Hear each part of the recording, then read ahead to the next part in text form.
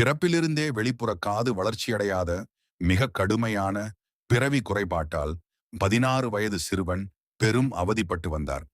அதனைத் தொடர்ந்து மதுரை மாட்டுத்தாவணி பகுதியில் உள்ள மீனாட்சி மிஷன் மருத்துவமனையில் அனுமதிக்கப்பட்டு நோயாளியின் சொந்த விலா எலும்பின் குருத்தெலும்பை கொண்டு மருத்துவர்கள் காதை உருவாக்கினர். அவரது இயற்கையான தோலால் மூடப்பட்டு மறுசீரமைக்கப்பட்ட காது பார்ப்பதற்கு இயல்பாகவும் இயல்பான உணர்திறனுடனும் சாதாரண காதை போலவே தன்மையுடனும் காது மறுசீரமைப்பு சிகிச்சை அளிக்கப்பட்டு அவனுக்கு அவனது வலது காதை போலவே தோற்றமளிக்கும் இடது காதை உருவாக்கி மருத்துவர்கள் சாதனை புரிந்துள்ளனர்.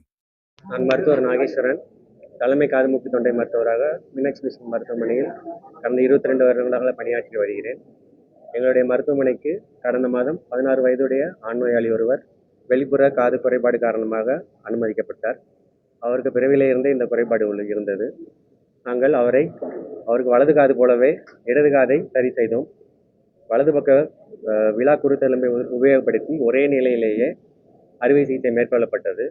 இந்த அறுவை சிகிச்சை மிகவும் சிக்கலான அறுவை சிகிச்சை ஆகும். இதுவே தென் தமிழகத்தில் இந்த அறுவை சிகிச்சை இதுவே முதன்முறையாக செய்யப்படுகிறது.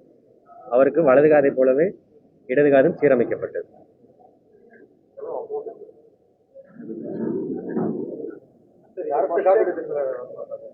காஸ்மெட்டிக் சர்ஜரி வராது.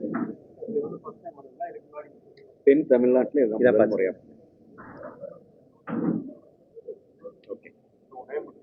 நாகேஸ்வரன்.